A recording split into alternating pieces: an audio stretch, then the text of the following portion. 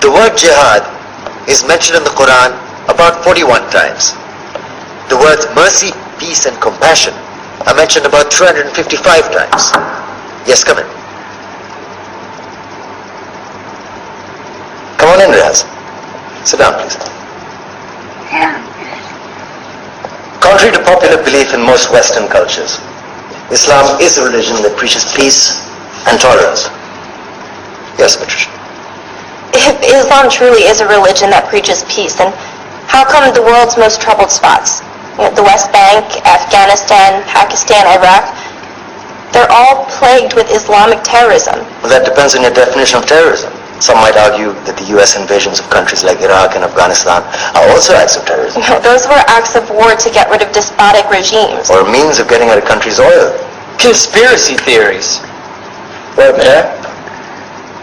Yes, please. Go ahead, Riaz. Mr. Khan is right. I mean, if we're talking about terrorists, the world's biggest terrorists are the white superpowers. Come on now. No, really, stop and think about it. Explain 9/11. Okay. Do you know how many people died in the Twin Towers strike? Around 3,000.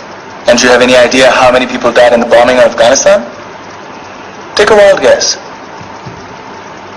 More than 15,000 people died. And that's just conservative figures. About 50,000 tons of explosives were dropped on innocent civilians. Men, women, children. Yeah, but that was because of the Taliban.